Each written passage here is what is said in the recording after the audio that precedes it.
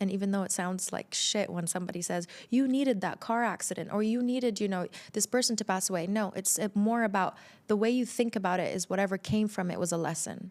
You talk about how, and this is something you shared in your TED Talk, I love this statement that adversity is a privilege. You spoke about how, when we talk about privilege, we often talk about education, social status, like things that, yes, play a part in privilege. But I love this idea that adversity is a privilege. And I've kind of had the same thoughts. Now, I have a very different backstory and kind of how I grew up. But my family, my parents, they got divorced when I was 9 and they remarried each other and then they got divorced again. So it was a very much like very constantly changing environment. And I always think about how I'm the oldest of 4.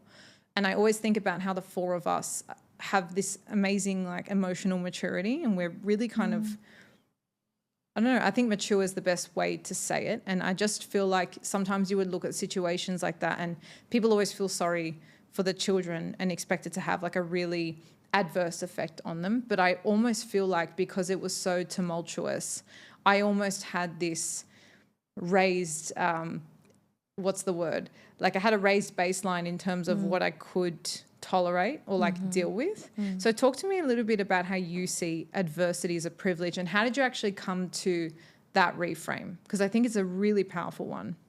I gotta say, I did not come into this like breakthrough moment where I was like, I have figured it all out, or it didn't just hit me. I've had to suffer, and my suffering was pretty self-inflicted. And the reason I say this is because sure, there was a series of events that happened that are tough and very tough and would, take anybody down. However, it was kind of the aftermath of the why me? Why is it that my 2 creators, my father and my mother, didn't want me? So why would that abandonment happen to me? Why was it all this way? What have I done wrong? How could I have, you almost start to take it, like when you're a kid, you don't really know. You trust these 2 people and you want them to take care of you. They're your carers. They're supposed to be your everything. And then when they let you down, it's so hard not to take that personally.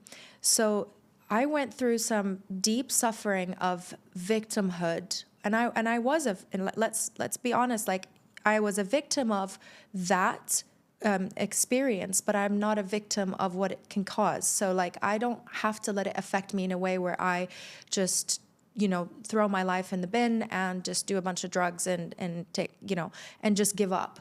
I can let it be something else. And that was again a point in my life where I was like, I've done that bit. I've suffered, I've been depressed, and I've tried, to numb it and escape, but it just obviously isn't working for me because it's just getting worse. And anybody who's experienced depression would understand and would know that as much as you try to mask it, the more it's going to actually be prevalent, and long term, it's just going to get worse. And so I kind of had no other choice but to start to read and try to ask the world for answers, because I really struggled with, I didn't have any friends because we were moving like every 6 months. So I didn't have any stable friends.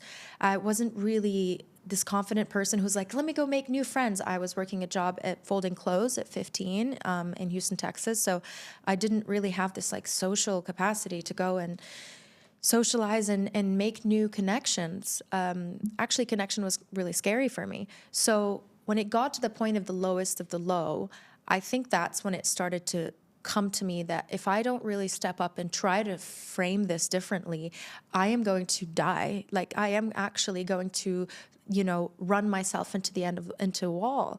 And so I think that was kind of just a survival mode that kicked in where I was like, wait a minute, I really do love life.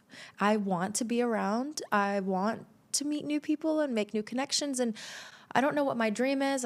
My dream is to survive right now. And how can I do this? And what happened is it started to become a step by step. And as the days go by, I started to be like, okay, maybe I can help myself in this way. Maybe I don't want to fold clothes all day. Maybe let me try to get a job at a restaurant where when people would come in, I would meet new faces and I would say hi and I'd have a little bit more human connection. So, to answer your question, it really came with a bunch of experiences stacked on top of each other, along with suffering and pain. And it all was like into this Kit Kat that just was my life. And I just have to accept everything as it came. It's so amazing because now I used to really, really look back and feel sorry for myself for the tears that I've cried. And now I look back and I go, wow, that is amazing because I could never be here if I didn't actually go through all of these things. And now if somebody is in that stuck mode and they don't know where to go except for down, then maybe I would have the tools to be able to help them. So I think that we have to think about it in a way where there really isn't any other way to do it. You have all the tools, the knowledge, resources, the books, the podcasts. Now more than ever, we live in an amazing world full of content. There are ways to be inspired and to get yourself out of that hole. It's not forever. So when you talk about adversity being a privilege, you're kind of looking at all the things that have happened in your life, good, bad, that have kind of built this foundation on which you sit and are able to be who you are today, right? That's like how we look at adversity, and that's how you kind of came to that tagline. Is that fair to say? Yeah, absolutely. You need what's happened for you. It didn't happen to you. You need it. And even though it sounds like shit when somebody says, you needed that car accident or you needed, this person to pass away. No, it's more about the way you think about it is whatever came from it was a lesson. And sometimes even the hardest things in life, like grief, and just pain in every shape and form, it's awful. But it really, if you use it well, you can make something good out of it. Yeah. And I think the only thing I'll add to that, which you have touched on, is, I mean, hindsight's a beautiful thing. So like actually going through it and then being able to reflect and using that as a pillar of strength is also really, really important. If you guys enjoyed this clip, then you are bound to love the entire episode I did with this guest. I'm going to put a link to it up on the screen now, and make sure you're subscribed to this channel so you don't miss any future episodes.